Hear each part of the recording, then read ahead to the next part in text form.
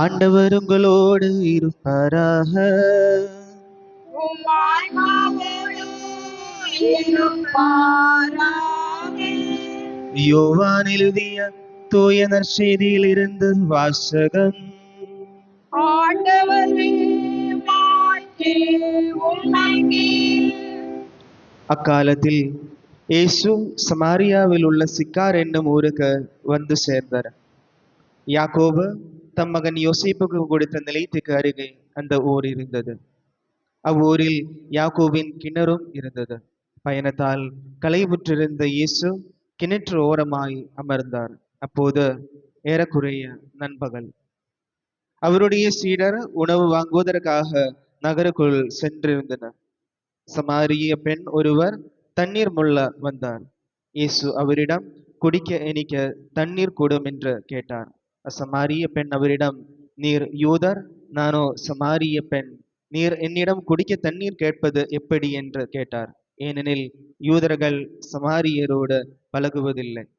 இயேசு அவரை பார்த்து, கடவுளுடைய கொடை ஏது என்பதையும் குடிக்க தண்ணீர் கொடும் என கேட்பவர் யார் என்பதையும் நீர் அறிந்திருந்தால் நீர் அவரிடம் கேட்டிருப்பீர், அவரும் உமக்கு வாழ்வு தரும் தண்ணீரை கொடுத்திருப்பார் என்றார். அவர் இயேசுவிடம், ஐயா, தண்ணீர் மொள்ள உம்மிடம் ஒன்றுமில்லை, கிணறும் ஆழமானது. அப்படி இருக்க வாழ்வு தரும் தண்ணீர் உமக்கு எங்கிருந்து கிடைக்கும்? எம் தந்தை யாக்கோபை விட நீர் பெரியவரோ? அவரை எங்களுக்கு இக்கிணற்றை வெட்டி தந்தார். அவரும் அவருடைய மக்களும் கால்நடைகளும் இதிலிருந்துதான் தண்ணீர் குடிப்பது வழக்கம் என்றார். இயேசு அவரை பார்த்து, இந்த தண்ணீரை குடிக்கும் ஒவ்வொருவருக்கும் மீண்டும் தாகம் எடுக்கும். நான் கொடுக்கும் தண்ணீரை குடிக்கும் எவருக்கும் என்றுமே தாகம் எடுக்காது. நான் கொடுக்கும் தண்ணீர் அதை குடிப்பவர்களுள் பொங்கி எழும் ஊற்றாக மாறி நிலை வாழ்வு அளிக்கும் என்றார். அப்பெண் அவரை நோக்கி, ஐயா, அத்தண்ணீரை எனக்கு கொடும், அப்போது எனக்கு தாகவும் எடுக்காது, தண்ணீர் மொள்ள நான் இங்கு வரவும் தேவையும் இருக்காது என்றார். இயேசு அவரிடம், நீர் போய் உம் கணவரை இங்கு கூட்டிக் கொண்டு வாரும் என்று கூறினார். அப்பெண் அவரை பார்த்து, எனக்கு கணவர் இல்லை என்றார். இயேசு அவரிடம், எனக்கு கணவர் இல்லை என நீர் சொல்வது சரியே. உமக்கு 5 கணவர்கள் இருந்தார்கள் என்றாலும் இப்போது உம்முடன் இருப்பவர் உம் கணவர் அல்ல.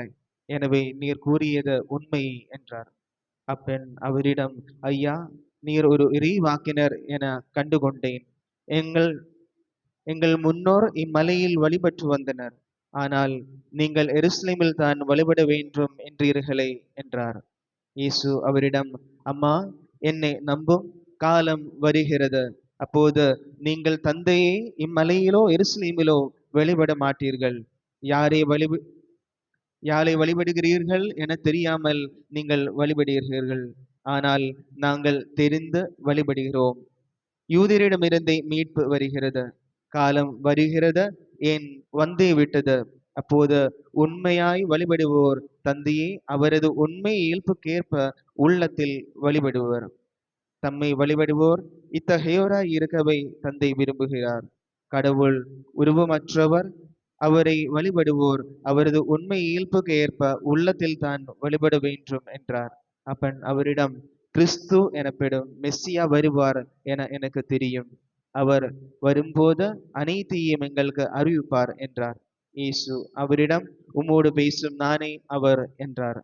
அந்நேரத்தில் இயேசுவின் சீடர் திரும்பி வந்தனர். பெண் ஒருவரிடம் அவர் பேசிக் கொண்டிருப்பதை கண்டு அவர்கள் வியப்புற்றனர். எனினும் என்ன வேண்டும் என்றோ அவரோடு என்ன பேசுகிறீர் என்றோ எவரும் கேட்கவில்லை. அப்பெண் தம் குடத்தை விட்டுவிட்டு ஊருக்குள் சென்று மக்களிடம், நான் செய்த எல்லாவற்றையும் என்னிடம் சொன்ன மனிதரை வந்து பாருங்கள், அவர் மெஸ்ஸியாவாக இருப்பாரோ என்றார். அவர்கள் ஊரிலிருந்து புறப்பட்டு இயேசுவிடம் வந்தார்கள். அதற்கிடையில் சீடர், ரபி, உண்ணும் என்று வேண்டினர். இயேசு அவர்களிடம், நான் உண்பதற்குரிய உணவு ஒன்று உண்டு, அது உங்களுக்கு தெரியாது என்றார். யாராவது அவருக்கு உணவு கொடுத்திருப்பார்களோ என்று சீடர்கள் தங்களிடையே பேசிக்கொண்டார்கள். இயேசு அவர்களிடம், என்னை அனுப்பியவரின் திருவுள்ளத்தை நிறைவேற்றுவதும் அவர் கொடுத்த வேலையை செய்து முடிப்பதுமே என் உணவு. 4 மாதங்களுக்கு பின் தான் அறுவடை என்னும் கூற்று உங்களிடையே உண்டே. நிமிர்ந்து வயல்வெளிகளை பாருங்கள், பயிர் முற்றி அறுவடைக்கு தயாராயுள்ளது. அறுப்பவர் கூலி பெறுகிறார், நிலைவாழ்வு பெறுவதற்காக மக்களை கூட்டி சேர்க்கிறார். இவ்வாறு விதைப்பவரும் அறுப்பவரும் ஒருமிக்க மகிழ்ச்சி அடைகின்றனர். நீங்கள் உழைத்து பயிரிடாததை அறுவடை செய்ய நான் உங்களை அனுப்பினேன். மற்றவர்கள் உழைத்தார்கள், ஆனால் நீங்கள் அந்த உழைப்பின் பயனை அடைந்தீர்கள். இவ்வாறு விதைப்பவர் ஒருவர், அறுவடை செய்பவர் வேறு ஒருவர் என்னும் கூற்று உண்மையாயிற்று என்றார். நான் செய்தவை அனைத்தையும் என்னிடம் சொன்னார் என்று சான்று பகிர்ந்த பெண்ணின் வார்த்தையை முன்னிட்டு அவ்வூரில் உள்ள சமாரியர் பலர் இயேசுவிடம் நம்பிக்கை கொண்டனர்.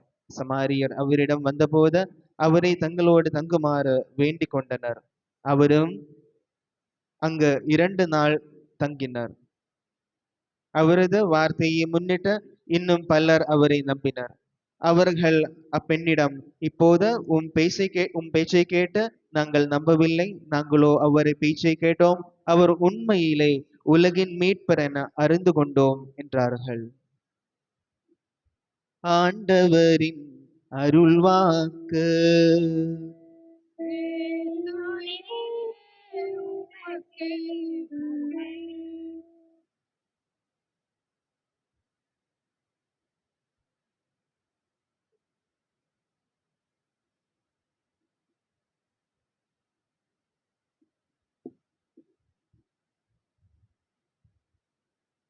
இயேசுவில் அன்புக்குரிய சகோதர சகோதரிகளே, அதிசய மின்னல் மாதாவின் அன்பு பிள்ளைகளே,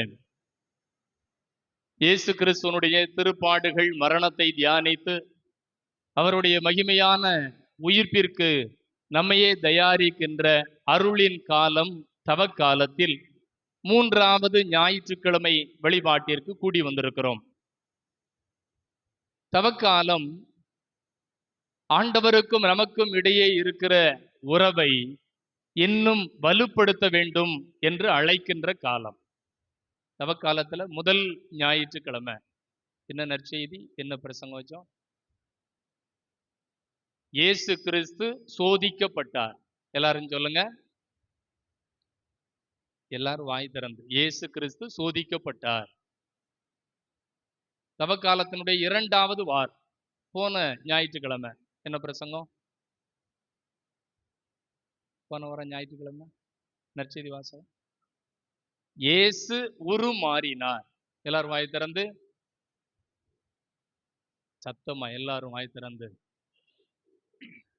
தவக்காலத்தினுடைய 3வது ஞாயிற்றுக்கிழமை இன்னைக்கு என்ன விஷயம்? இயேசு உரையாடினார். சொல்லுங்க. தவக்காலத்தினுடைய முதல் ஞாயிற்றுக்கிழமை இயேசு சோதிக்கப்பட்டார். 2வது ஞாயிற்றுக்கிழமை இயேசு உருமாறினார். 3வது ஞாயிற்றுக்கிழமை இன்று இயேசு உரையாடினார். தவக்காலம் எதற்காக? தவக்காலம் நம் பாவத்திலிருந்து மீட்பு பெற வேண்டும் என்று நம்மை அழைக்கிற காலம். பாவம் என்றால் என்ன? தவக்காலத்தினுடைய முதல் நாள் சாம்பல் புதன் அன்று நாம் தியானிக்கிறோம். உறவின் முறிவே பாவம். பாவம் என்றால் என்ன? உறவின் முறிவே பாவம். 3 நிலைகளில் உறவு முறிவடைகிறது. ஆண்டவரோடு உறவை முறிக்கிறோம், அடுத்தவரோடு உறவை முறிக்கிறோம், நம்மோடு உறவை முறிக்கிறோம். 3 நிலைகளில் முறிந்து போன உறவை சரி செய்வதற்கு திருச்சபை இந்த தவக்காலத்தில் 3 புண்ணியங்களை செய்ய வேண்டும் என்று அழைக்கிறது. ஆண்டவரோடு உறவை சரி செய்ய என்ன செய்யணும்? தவக்காலத்தில் என்ன செய்யணும்? ஜெபிக்க வேண்டும். என்ன செய்யணும்? ஜெபிக்க வேண்டும். அடுத்தவரோடு உள்ள உறவை சரி செய்வதற்கு என்ன செய்யணும்? தான தர்மங்களை செய்ய வேண்டும். நம்மோடு இருக்கிற உறவை சரி செய்ய என்ன செய்யணும்? உபவாசம் இருக்க வேண்டும், தவம் இருக்க வேண்டும். எனவே ஜெபத்தின் மூலமாக ஆண்டவரோடும், தான தர்மங்கள் மூலமாக அடுத்தவரோடும், உபவாசம், நோன்பு, விரதம் மூலமாக, தவம் மூலமாக நம்மோடும் முறிந்து போன உறவுகளை சரி செய்ய அழைக்கின்ற காலம்தான் இந்த தவக்காலம். இந்த உறவு முறிவுகளை சரி செய்வதற்கு மற்றொரு வழியை திருச்சபை இன்றைய வாசகங்கள் வழியாக நமக்கு தருகிறது. அதுதான் உரையாடல், டயலாக். உரையாடலின் வழியாக உறவை நாம் வளர்த்துக் கொள்கிறோம். உரையாடுகிறோம், எனவேதான் நாம் உறவாடுகிறோம். எங்கே உரையாடல் இல்லையோ, எங்கே பேச்சுவார்த்தை இல்லையோ, அங்கே உறவில்லை. ரொம்ப யதார்த்தமானது. அது குடும்பத்துல கணவன் மனைவி பெற்றோர் பிள்ளைகளா இருக்கலாம், இல்லைன்னா பக்கத்து வீடு அண்ணன் தம்பி அக்கா தங்கச்சி சொந்தக்காரங்க யாரா இருந்தாலும் சரி. பேச்சுவார்த்தை இருந்துச்சுன்னா உறவு இருக்கும். பேச்சுவார்த்தையை நிப்பாட்டியாச்சுன்னா உறவு என்ன செஞ்சிடும்? நின்று போயிரும். இன்றைக்கு முதல் வாசகத்துல எரிகிற முட்செடியில் ஆண்டவர் மோசேயோடு உரையாடுகிறார். இன்னைக்கு இரண்டாவது வாசகத்துல இஸ்ரேல் மக்கள் மோசேக்கு எதிராக உரையாடி பாறையிலிருந்து எங்களுக்கு தண்ணீர் கொடும் என்று விவாதம் செய்கிறார்கள். இன்னைக்கு நற்செய்தியில இயேசு யாரு கூட உரையாடுகிறார்? சத்தமா, இயேசுவும் ஒரு பெண்ணும் உரையாடினார்கள் அப்படி சொல்லியிருக்கலாம் பைபிள்ல. ஆனா பைபிள் அப்படி என்ன செய்யல, சொல்லல. இயேசுவும் பெண்ணும் உரையாடினர் என்று சொல்லாமல் எப்படி சொல்லுகிறது? இயேசுவும் சமாரிய பெண்ணும் உரையாடினார்கள். சமாரியர்னா யாரு? இயேசு சமாரியர் கூட பேசுறதுல என்ன பெரிய சிக்கல்? சமாரியர்னா யாரு சொல்லுங்க. என்னம்மா? உங்களுக்கு புரிததுக்காக, சமாரியர் அப்படின்னா தாழ்த்தப்பட்ட சாதியை சேர்ந்தவர்கள். அப்ப இயேசு யாரு? இயேசு ஜாதி என்ன? இந்த சாமி இயேசுக்கு ஜாதியெல்லாம் இருக்கா? நம்ம தான் ஜாதியில நாசமா போறோம். இயேசுக்கு ஜாதி இருக்கா? நீங்க சாதி உங்க புரிதலுக்காக சொல்லுகிறேன். இயேசுவினுடைய இனம் என்ன இனம்? அவரு யூத இனம். அப்போ ஒரு யூத ஆணும் ஒரு சமாரிய பெண்ணும் பேசுகிறார்கள். அதனாலதான் இந்த உரையாடல் இன்று முக்கியத்துவம் ஆகிறது. அப்ப யூதர்கள் தங்களை உயர்ந்தவர்களாகவும் சமாரியர்களை தாழ்ந்தவர்களாகவும் பார்க்கிற மனநிலை. இன்னைக்கு எப்படி சமூகம் சாதியத்தால் சீரழிந்து கிடக்கிறதோ, உயர்த்தப்பட்ட சாதி தாழ்த்தப்பட்ட சாதி என்று பிளவுபட்டு நாசமாய் போகிறதோ, அதை போல இயேசுவின் காலத்தும் யூதர்கள் சமாரியர்கள் என்ற இன வேறுபாடு, இன பகை அதிகம் இருந்தது. இன்னைக்கு முதல் நற்செய்தி வாசகத்துல இயேசுவும் சமாரிய பெண்ணும் பேசுகிற இந்த உரையாடலை புரிந்து கொள்ளணும்னா, சமாரியர்கள் எப்படி வருகிறார்கள், இவர்களுடைய வரலாற்று பின்புலம் என்ன என்பது நமக்கு தெரியணும். கிமு 721 ஆண்டிலே அசிரியர்கள் இஸ்ரேல் மக்களுக்கு எதிராக படையெடுக்கிறார்கள். அப்போ வடநாடு தென்னாடு என்று இஸ்ரேல் மக்கள் இரண்டு நிலைகளில் இருக்கிறார்கள். கிமு 721 அசிரிய படையெடுப்புக்கு பிறகு வடநாட்டில் வாழ்ந்த யூதர்கள் கலப்பு திருமணம் செய்து கொண்டார்கள். என்ன திருமணம் செய்து கொண்டார்கள்? கலப்பு திருமணம்னா என்னது தெரியுமா உங்களுக்கு? கலப்பு திருமணம்னா என்னது? என்னம்மா? சாதி விட்டு சாதி கல்யாணம் பண்றது கலப்பு திருமணமா? மனுஷனும் மனுஷன் தானே கல்யாணம் முடிப்பாங்க. அது எப்படி கலப்பு திருமணம் ஆகும்? ஒரு ஆம்பளையும் ஒரு கழுதையும் கல்யாணம் முடிச்சாங்கன்னா அதை கலப்பு திருமணம் சொல்லலாம். ஏன்னா இது மனித இனம், அது என்ன இனம்? மிருக இனம். மனித இனமும் மிருக இனமும் கல்யாணம் முடிச்சாதான் அதுக்கு பேர் என்ன திருமணம்? கலப்பு திருமணம். ஆம்பளையும் பொம்பளையும் கல்யாணம் முடிச்சா அது எப்படி கலப்பு திருமணம் ஆகும்? அது சீரழிந்த சாதியால் வந்த சிந்தனை. உங்களுக்கு புரியறதுக்காக சொல்றேன். எனவே சாதி விட்டு சாதி திருமணம் செய்வது என்பது கலப்பு திருமணம் அல்ல. மனுஷனும் மிருகமும் கல்யாணம் முடிச்சாதான் அதுக்கு பேரு கலப்பு திருமணம். இப்போ வடநாட்டில் வாழ்ந்த யூதர்கள், நீங்கள் புரிந்து கொள்வதை போல யூதர்கள் மற்ற இனங்களோடு, கனானையர்கள், அசிரியர்கள், பாபிலோனியர்கள் என்று மற்ற இனங்களோடு திருமணம் செய்து கொண்டார்கள். எனவே தென்னாட்டில் இருக்கக்கூடிய யூதர்கள் எல்லாம், நீங்கள் தூய்மை கெட்டவர்கள், யூத இனத்திலிருந்து விலகி திருமணம் செய்தீர்கள், எனவே நீங்கள் சமாரியர்கள், உங்களை நாங்க ஊரை விட்டு என்ன செய்யறோம்? விலைக்கு வைக்கும். இன்னும் உங்க கூட அண்ணன் தண்ணி புழங்கப்படாது, இன்னும் உங்களுக்கு எங்களுக்கும் ஒட்டு உறவு கிடையாதுன்னு என்ன செஞ்சாச்சு? தீர்ப்பு சொல்லியாச்சு. எனவே வடநாட்டில் கலப்பு திருமணம் செய்த யூதர்களை சமாரியர் என்று சொல்லி அவர்களை விலைக்கு வைத்தார்கள். கிமு 6வது நூற்றாண்டில் பாபிலோனிய அடிமைத்தலைக்கு பிறகு மீண்டும் யூதர்கள் சொந்த மண்ணிற்கு வந்து எருசலேமில் ஒரு ஆலயத்தை கட்டுகிறார்கள். அதான் எருசலேம் ஆலயம். அந்த எருசலேம் கோயில் கட்டுகிற பொழுது, இப்ப நம்ம கோயில் கட்டணும் அப்படின்னா நம்ம ஊர்ல இருக்கிற எல்லாத்துக்கும் வரி வைப்போம், டொனேஷன் பிரிப்போம். அப்போ இந்த யூதர்கள் எல்லாம் ஆலயம் கட்ட வேண்டும் என்று வைக்கிற பொழுது சமாரியர்கள்ட்ட நாம என்ன வாங்கக்கூடாது? வரி வாங்கக்கூடாது. அவன் வேற சாதி, அவனுக்கு தூய்மை இல்லை, அவன் தாழ்த்தப்பட்டவன், அவன்கிட்ட வரியும் வாங்கக்கூடாது, டொனேஷன் வாங்கக்கூடாதுன்னு சொல்லி சமாரியர்களிடம் பணம் பெறாமல் யூதர்கள் எருசலேமில் ஆலயத்தை கட்டினார்கள். இப்ப சமாரியர்களுக்கு கொஞ்சம் ரோசம் வருமா வராதா? அவனும் நம்மகிட்ட துட்டு வாங்காம கோயிலை கட்டிட்டான், அவன் கோயிலுக்குள்ளேயும் நம்மளை விட மாட்டேங்கான், அப்ப நம்மளே ஒரு கோயில் என்ன செய்வோம் கட்டுவோம் அப்படின்னு கெரசீம் மலையில் சமாரியர்கள் தங்களுக்கென்று ஒரு கோயிலை கட்டுகிறார்கள். இன்னைக்கு நற்செய்தியில இயேசுவும் சமாரிய பெண்ணும் பேசுறாங்க பாருங்க, ஒரு மலை, அதுதான் கெரசீம் மலை. அங்கதான் சமாரியர்கள் கோயிலை கட்டுறாங்க. நம்ம ஒத்துழைப்பு இல்லாம நமக்கு போட்டியா இவன் ஒரு கோயிலை கட்டிட்டானா அப்படின்னு யூதர்கள்லாம் என்ன செஞ்சாங்க? கெரசி மலையில் சமாரியர்கள் கட்டின கோயிலை இடிச்சுட்டான்.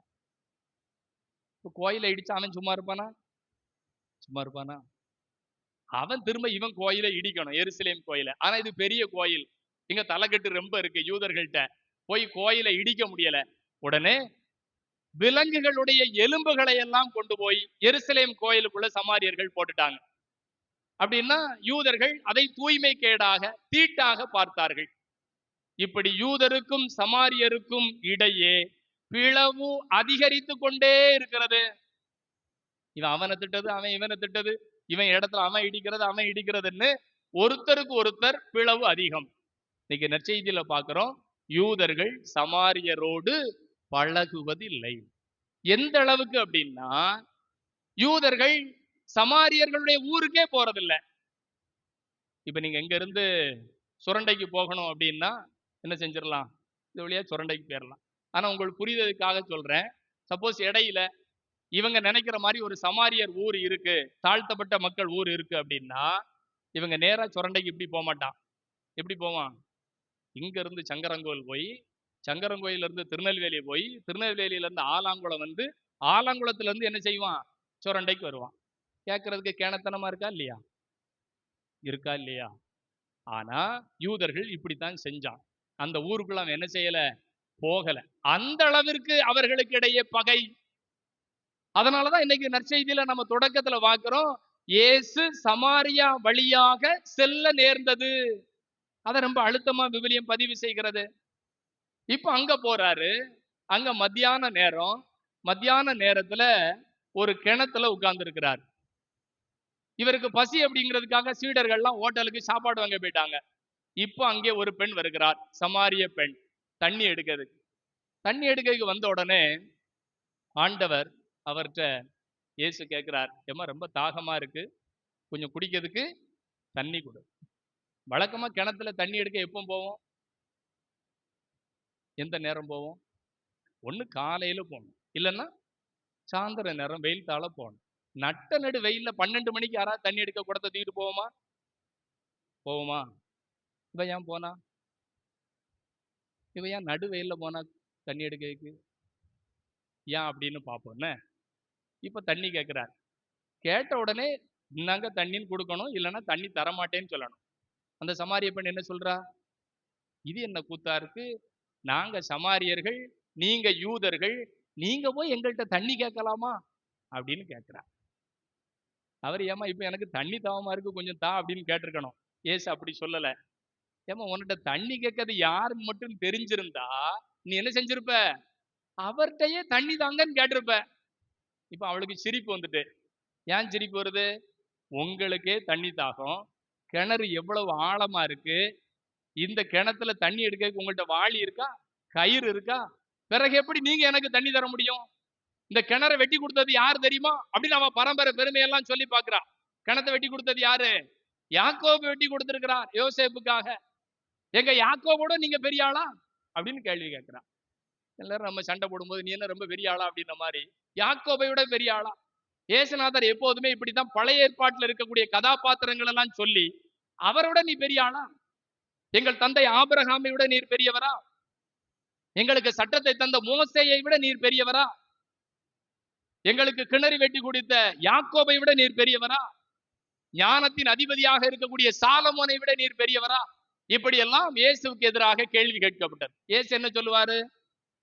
ஆபிரகாமை விட பெரியவர் இங்கே இருக்கிறார், சாலமோனை விட ஞானத்தில் சிறந்தவர் இங்கே இருக்கிறார், மோசேயை விட உயர்ந்தவர் இங்கே இருக்கிறார் அப்படின்னு சொல்லிட்டு, ஏம்மா யாக்கோபு கிணத்தை வெட்டி கொடுத்ததெல்லாம் சரி, இந்த கிணத்துல நீ தண்ணியை குடிச்சிட்டு போனன்னா திரும்பவும் உனக்கு என்ன எடுக்கும்? தாகம் எடுக்கணும், திரும்பவும் நீ தண்ணி குடிக்க வரணும். ஆனா நான் கொடுக்கிற தண்ணீரை குடித்தால் உனக்கு என்ன செய்யாது? தாகமே வராது. இப்போ இவளுக்கு ரொம்ப ஆச்சரியமா இருக்கு. அது எப்படி? நீங்க கொடுக்கிற தண்ணியை கொடுத்தா தாகமே வராது, எவ்வளவு பெரிய இதை குடிச்சாலும் கொஞ்ச நேரத்துக்கு பிறகு என்ன வரும்? தாகம் வரும். நீங்க கடந்த வாரத்துல எல்லா செய்தித்தாள்கள்லையும் பாத்தீங்கன்னா 9 மாதங்கள் விண்வெளியில் இருந்துவிட்டு பூமிக்கு திரும்பிய ஒரு பெண்ணை குறித்து உலகமே கொண்டாடுகிறது. யாரு? சுனிதா வில்லியம்ஸ் அவர்கள், இந்திய வம்சாவளியைச் சேர்ந்தவர்கள். அவங்க 9 மாசம் விண்வெளியில இருந்தாங்கன்னா 9 மாசம் சாப்பிடணுமா இல்லையா? என்ன சாப்பிடுவாங்க? கத்தரிக்காய் புளிக்குழம்பும் பழையச்சோரையும் புளிஞ்சு வச்சு சாப்பிடுவாங்களா விண்வெளியில? அங்க அப்படி சாப்பிட முடியுமா? இல்ல. கேப்சூல் மாதிரி மாத்திரையில் என்ன இருக்கும்? உணவு இருக்கும். இல்லைன்னா நீங்க பல்லு தேய்க்க பேஸ்ட் வச்சிருக்கீங்க பாருங்க, அத மாதிரி டியூப்புக்குள்ள உணவு இருக்கும். மூடியை திறந்துட்டு வாய்க்குள்ள வச்சு அழுத்தம்னா டியூப்ல இருந்து என்ன செய்யும்? சாப்பாடு போகும். நம்மளை மாதிரி அண்டா குண்டாலாம் சட்டி சட்டியா சோறு என்ன செய்யாண்டா? சாப்பிட வேண்டாம். கொஞ்சம் கேப்சூல் மாதிரி சாப்பிட்டா போதும். அப்ப இவன் நினைச்சா ஒருவேளை அத மாதிரி ஏதாவது கேப்சூல் இருக்குமோ, நம்மளுக்கு தாகமே எடுக்காதோ அப்படின்னு நினைச்சு, ஐயா தயவு செய்து அந்த தண்ணி என்ன செய்யுங்க, எனக்கு கொடுங்க. அப்படி கொடுத்தா எனக்கு தாகம் எடுக்காது. எனக்கு தாகம் எடுக்கலன்னா இந்த நட்ட நடு வெயில நான் என்ன செய்ய தேவையில்லை, இந்த இடத்துக்கு வர தேவையில்லை. இப்ப நீ ஆமா நட்ட நடு வெயில வந்த, காலையில வர வேண்டியதானே, சாயந்தரம் வர வேண்டியதானே? அதுக்கு பதிலுக்கு இவர் கேள்வி கேட்கிறார். சரி அந்த தண்ணியை தாரேன், வீட்டுல போய் உன் புருஷனை கூட்டிட்டு வா அப்படிங்கார். யாரை கூட்டிட்டு வா சொல்லுங்கம்மா? புருஷனுக்கு, கணவனை புருஷனை கூட்டிட்டு வா அப்படின்னு சொன்னார். இப்ப அவ என்ன சொன்னா? ஐயா எனக்கு புருஷன் இல்லை. அப்ப இவர் என்ன சொல்லியிருக்கணும்? ஓ அப்படியாம்மா, அவனுக்கு புருஷன் இல்லையோ அப்படின்னு சொல்லியிருக்கணும். இவர், ஆமா உனக்கு புருஷன் இல்லை எனக்கு தெரியும், ஏற்கனவே உனக்கு 5 புருஷன் இருந்தான், இப்ப இருக்கவே உன் புருஷன் இல்லை அப்படின்னு சொல்றாரு. அவளுக்கு ஷாக் ஆகி போச்சு.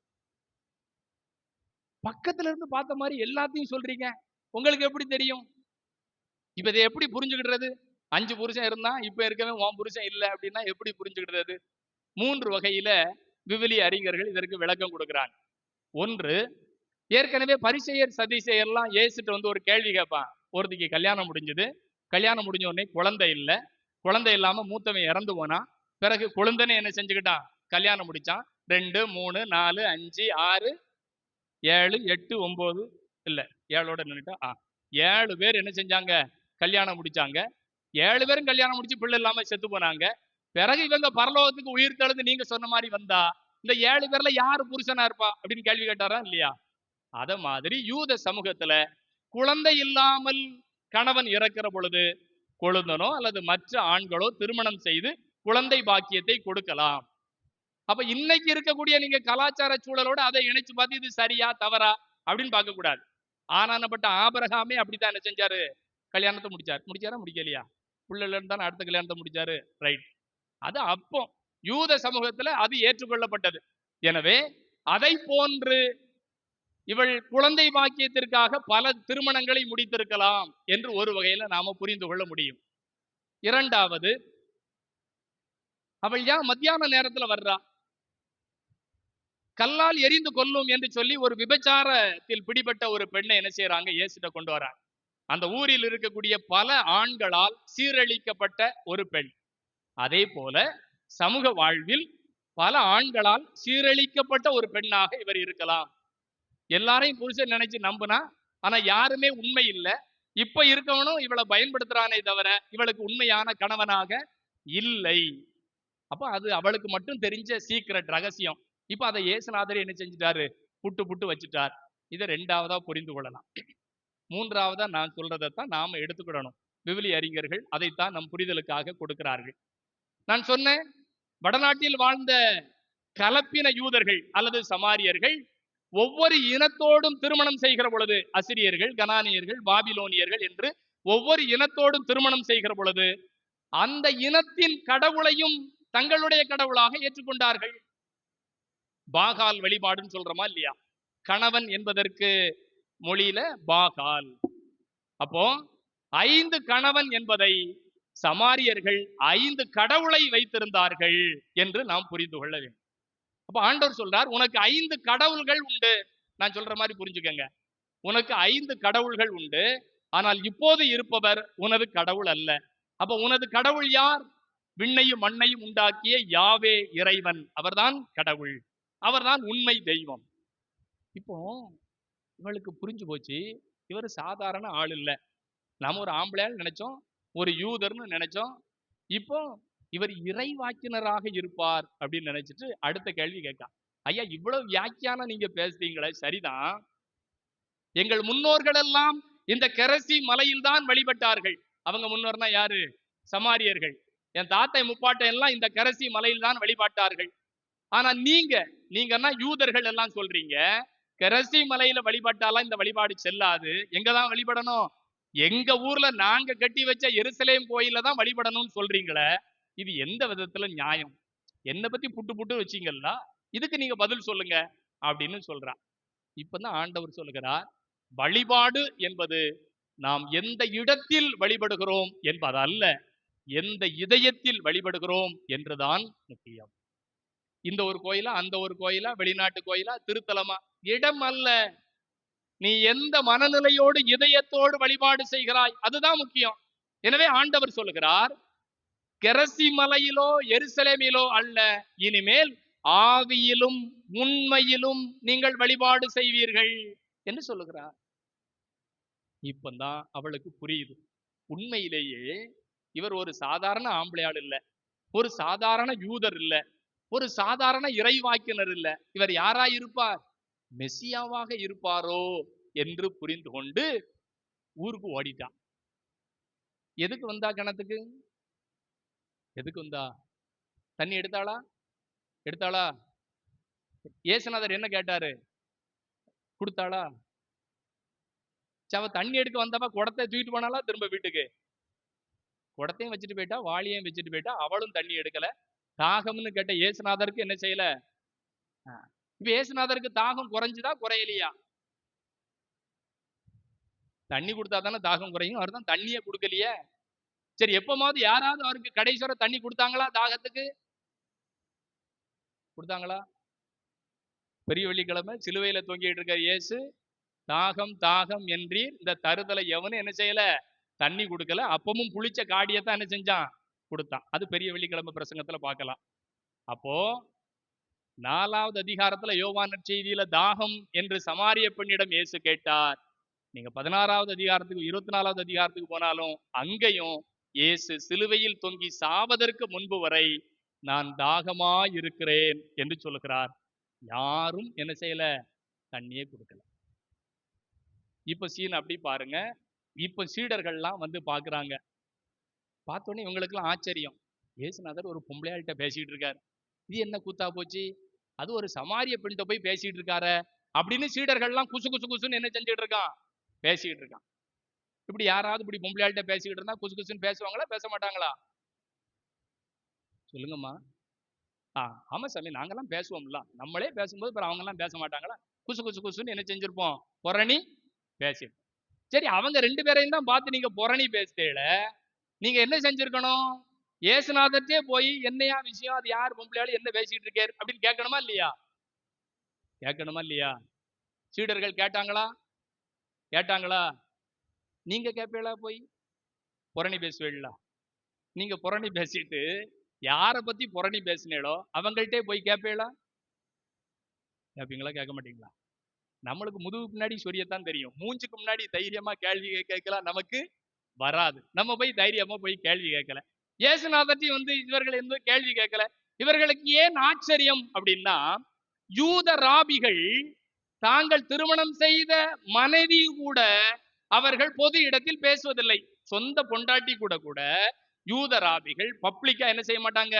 பேச மாட்டாங்க. இப்ப இன்னைக்கு நீங்க அரபு நாடுகள் எடுங்க, இல்லைன்னா இஸ்லாமிய சமூகத்துல எடுங்க, அவர்களுடைய வழிபாட்டு வாழ்க்கை முறையை நம்ம எளிதா புரியாம விமர்சனம் செய்ய முடியாது.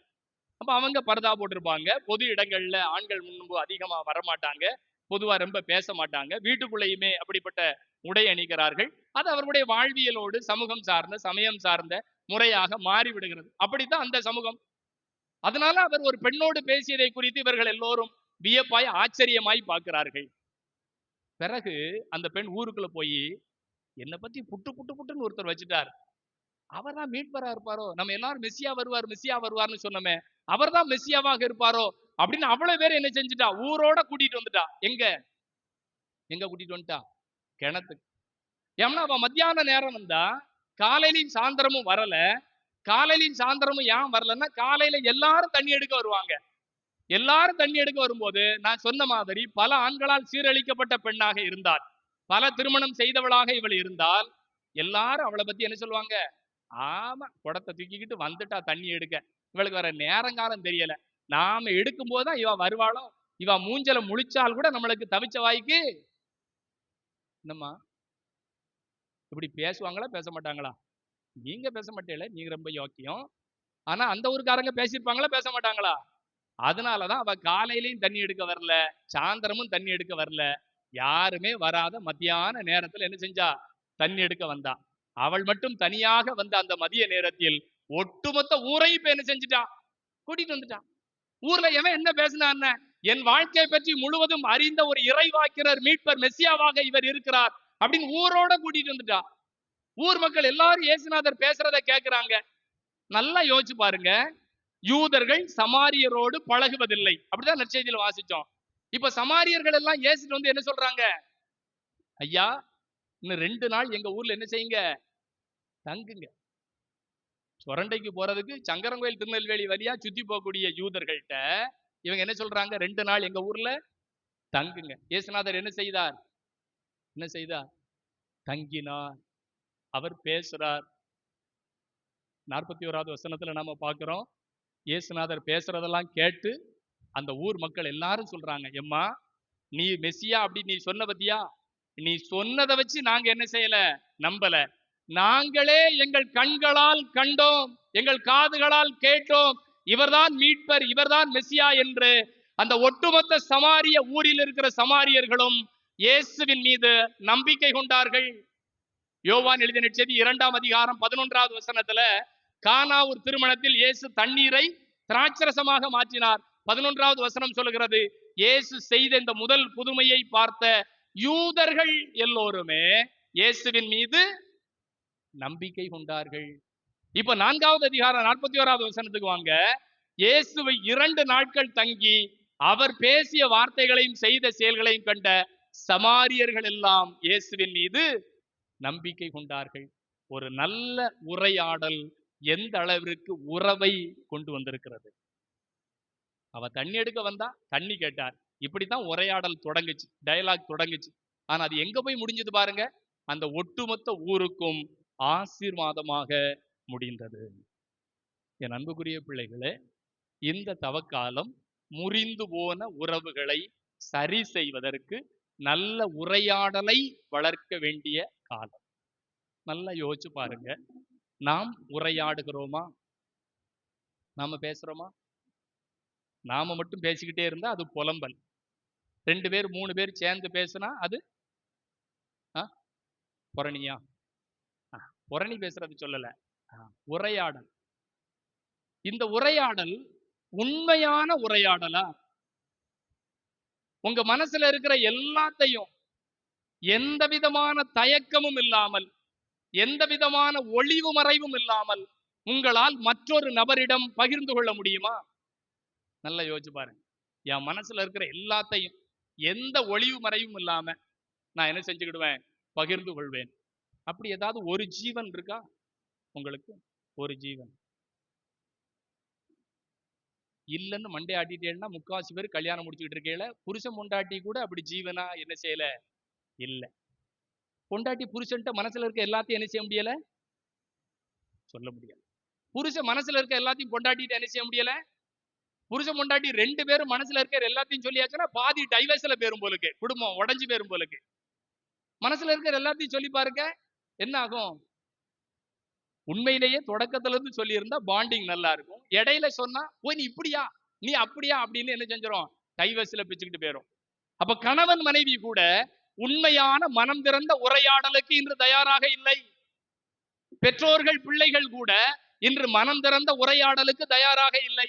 எந்த பிள்ளைகள் அப்பா அம்மாட்ட ஓப்பனா மனசை திறந்து பேசுது? இல்ல எந்த அப்பா அம்மா பிள்ளைங்கள்ட்ட ஓப்பனா பேசுறோம்? நண்பர்கள், தோழிகள், திக் ஃப்ரெண்ட்ஸ், பெஸ்டி அப்படிலாம் சொல்றோமா இல்லையா? அங்கேயாவது சொல்ல முடியுதா? ஓப்பனா சொல்ல முடியுதா? ஸ்கூல்ல ஃப்ரெண்ட்ஸ், திக் ஃப்ரெண்ட்ஸ் எல்லாம் இருக்கும்ல, ஓப்பனா உங்க ஃப்ரெண்ட் உங்களால பேச முடியுமா? ஃபர்ஸ்ட் பீரியட்ல நீ ஓப்பனா பேசணும்னா இன்டர்வல் பீரியட் முடிஞ்ச உடனே அந்த டெஸ்க்ல உள்ள 50 பேருக்கும் தெரிஞ்சிடும் நீ என்ன பேசுன அப்படின்னு. வேற என்ன அது பெஸ்டி? ஒண்ணும் இல்லை. அப்போ மனம் திறந்த ஒளிவு மறைவற்ற உரையாடல் நம்மால் வைக்க முடியவில்லை. காரணம் பிரிஜடிஸ், முன்சார்பு எண்ணங்கள். இவன் இப்படித்தான், இவன் இப்படித்தான், இந்த ஊருக்காரங்க இப்படித்தான், இந்த சாதிக்காரங்க இப்படித்தான் என்று நாம் தீர்ப்பிடுகிறோம். அப்படி தீர்ப்பிடுவதால் நல்ல உரையாடல் இல்லை. நல்ல உரையாடல் இல்லாததால் நல்ல உறவு இல்லை. கடவுள் ஒருவரிடம் மட்டும்தான் நாம் எந்த விதமான ஒளிவு மறைவும் இல்லாமல் நல்ல உரையாடலை வைக்க முடியும். காரணம் அவர் ஒருவர்தான் நம்மை தீர்ப்பிடுவதே இல்லை. என் அன்புக்குரியவர்களே, நாம் வாழுகிற குடும்ப சமூக சூழலில் மனம் திறந்த உரையாடல் வைத்துக் கொள்ளுகிற நல்ல உறவுகளை இந்த தவக்காலத்தில் கட்டி எழுப்புவோம். ஆமன். எழுந்து நிற்போம், நமது நம்பிக்கையை அறிக்கையிடுவோம்.